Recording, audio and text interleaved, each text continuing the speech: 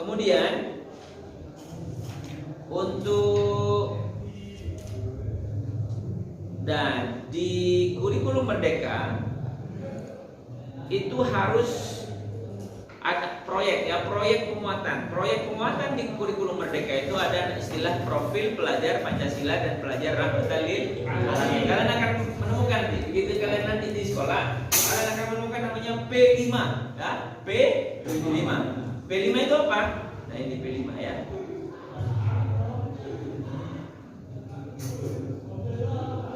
Ini saya pakai nama pembimbing saya waktu di kelas kemarin. Tidak saya ubah karena memang ilmunya dari beliau. Nah, mengapa proyek? Ya ini kegiatan proyek merupakan suatu petualangan investigasi. Jadi intinya apa? Kalau seperti penelitian lah kalau mahasiswa ya. Kalau seperti penelitian. Pembelajarannya juga kontekstual. Jadi mendekatkan di K13 sebenarnya sudah diterapkan apa? Mengarahkan siswa untuk langsung mengajak siswa untuk langsung masuk ke alamnya kan gitu ya. Nah, makanya di K13 ini menekankan lagi bahwa pembelajaran itu tidak harus di kelas, tetapi juga bisa di luar kelas. Pertanyaannya, makanya sekolah itu disiapkan. Siapa sekolah yang siap silahkan mengajukan mulai disurvei. Kalau sudah disurvei memenuhi syarat baru keluar SK. Oh ya sudah layak memenuhi syarat belum merdeka. Makanya sekolahnya harus memiliki lingkungan yang bagus. Artinya kalau waktu mau praktek di luar kelas itu ada tempat yang layak untuk pembelajaran di luar kelas dengan sarana yang memadai. Begitu ya. Jadi pembelajaran dilakukan ya Pancasila. Nah ini profil pelajar Pancasila ini lebih menekankan pada ini. Jadi ini tidak boleh ditinggal oleh seorang guru.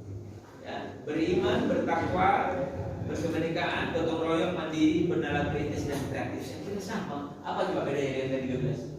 Sama kan? Sama.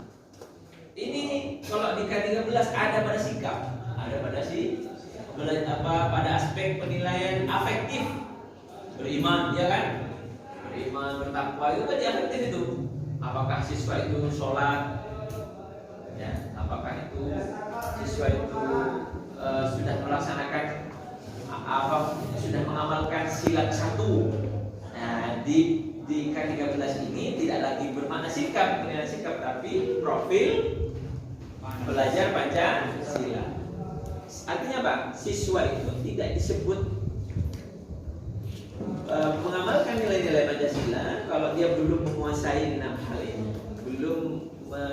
belum menerapkan, belum menunjukkan dalam berperilaku sehari-hari. Siswa yang mandiri, siswa yang kreatif, termasuk siswa yang sudah menerapkan nilai-nilai keagamaan yang bertakwa. Sama saya kira. Kalau santri saya kira nomor 1. Kalau untuk Pancasila ini sudah sangat Pancasilais sudah ya, sangat Pancasila. Kenapa ini lahir? Karena memang salah satunya menurut hadis. Jadi tidak boleh ikut Pancasila. Yang harus kita ikuti adalah Al-Quran dan hadis. Ini kan berbahaya dan itu disampaikan dan dipraktekkan di lembaga pendidikan. Bayangkan betapa bahayanya.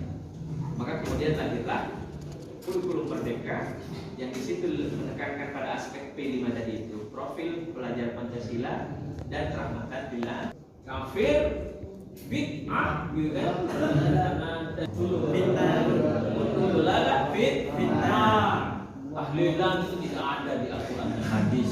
Itu adalah menyimpang dari ajaran Nabi, maka itu adalah bid'ah. Ya. Nah makanya kemudian tidak terlalu ke kanan, tidak terlalu ke kiri. Makanya Kementerian Agama itu sekarang sedang memprogramkan moderasi beragama.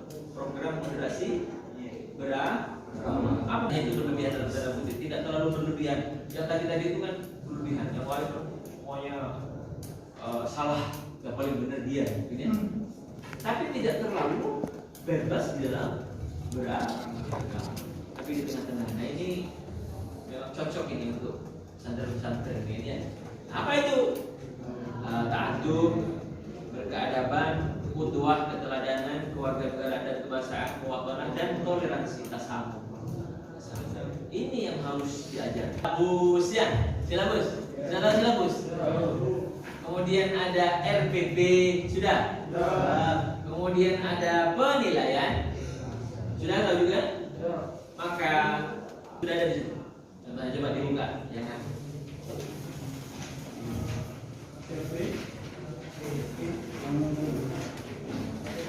Buka sendiri. Minimal istilah-istilah di sini kalian baca dan paham. Karena kalau saya sampaikan satu persatu waktunya pasti tidak cukup. Pasti tidak. Ini sudah jam berapa ini? 9:02. 10. Sudah jam 10. Berarti kan sudah tinggal sejam. 1 jam lagi, 1 jam lebih. Karena itu penting juga untuk dikuasai. Tidak hanya contohnya, saya maunya itu di situ ada istilah prota, ada promis, ada bicara. Karena ketika kalian paham gitu ya. Ketika dibuat oleh guru kamu, Mas, nanti tolong buatkan RPI ya. RPI nanti sampaikan dasar-dasarnya saja. Nah kalau untuk di kurikulum Merdeka saja ini saya ikut sampai 3 hari. 3 hari itu mulai pagi sampai malam. Nah, ini baru jam, ini berapa jam? Ini 2 jam setengah. Dua langsung, yaitu K13 dengan kenapa saya? Bahkan saya tadi bilang Kiai ke teman-teman mahasiswa Kiai, pokoknya sampai di sana jangan tampakkan kebingungan. Nah gitu kan ya, meskipun mungkin tahunya sedikit-sedikit.